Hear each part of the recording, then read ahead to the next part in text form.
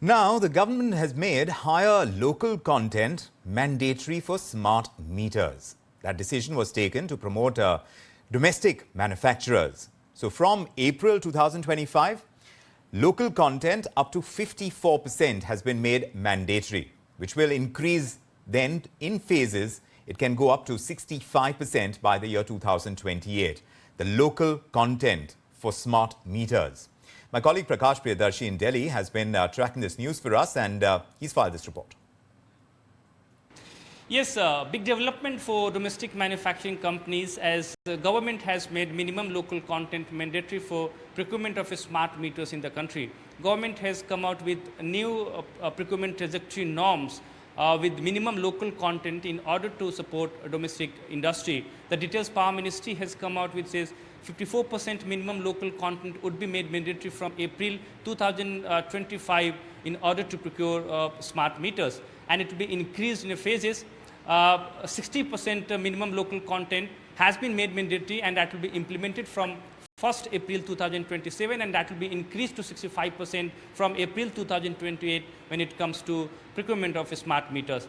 And this decision has been taken after consultation with MIT and DPIIT. In fact, industry has also supported government on new norms and ready to increase domestic manufacturing capacity. In addition to that, preference will be given to the supplier in supply of smart meters with minimum local content.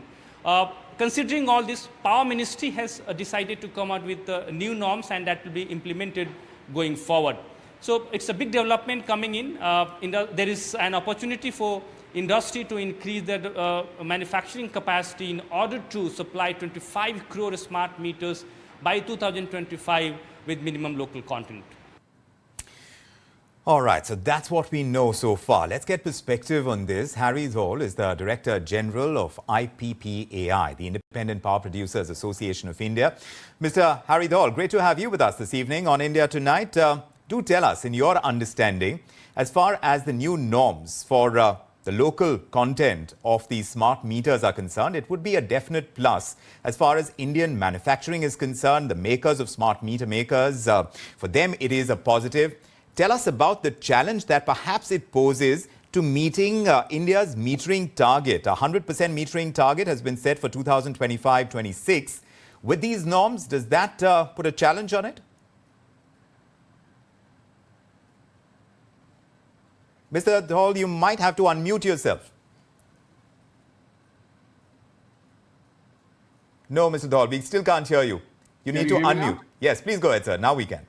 I think it's a fantastic move on part of the government, very sensible and logical, and the reason is very simple. We are talking about 25 crore meters today. Hopefully, it will be possibly 100 crore meters tomorrow.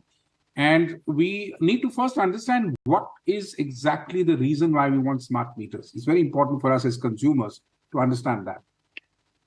The first thing that smart meter is doing for us is it's giving a real-time data to the distribution company as to what is our power consumption in real time, which means every second there's a signal going out saying, what is your power consumption? This helps the distribution company to schedule, arrange, reduce, increase the purchasing of power. And therefore, ultimately, the benefit will go down to the consumer in the form of cheaper power, which means you could see in the next 1 or 2 years, cost of energy to consumers going down by as much as 50%. The second thing, which is very important, is our power consumption and the power availability, thanks to renewables, is becoming more and more, shall I say, regimented in the sense that we need time of day metering. For example, we consume more power after sunset because the lights come on and everyone comes home, etc. So therefore, the consumption of power in the middle of the night is very low. Consumption of power in peak is very high, morning and evening. And so therefore, you need to have an arrangement where you as a smart distribution company need to procure power at an economical price, at economical cost. Electricity prices keep going up and down. Wind blows, the wind turbines are running, you get surplus. Sun shines, you get a lot of solar power. Sun goes away, there's cloud, there's rain, the solar power drops. So as we are targeting to go more and more towards renewable energy and green, having smart meters is critical. And I think in that, the government coming out, there is an X amount of percentage should be Indian made is even more sensible, because if you're having a smart meter and you've got to maintain it, you have to provide 5 years, 7 years, 10 years of O&M facilities. If it's an imported piece, you may not be able to give the kind of service and reliability that you would need, because you depend on imported or foreign guys coming in and helping you out in the O&M. Now, the government having done this is a very smart move in another sense. It's going to generate jobs. It's going to generate more and more people, more and more industries in the local marketplace. Yes. So I think overall, it's a damn good decision taken by the government at this point. Mr.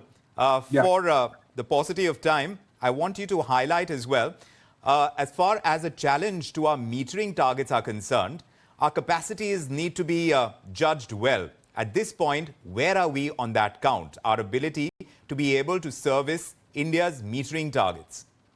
Well, to be putting it precisely, now that the chip crisis is more or less slightly subdued compared to what was a year and a half back, I think we are pretty well geared up to meet this demand locally.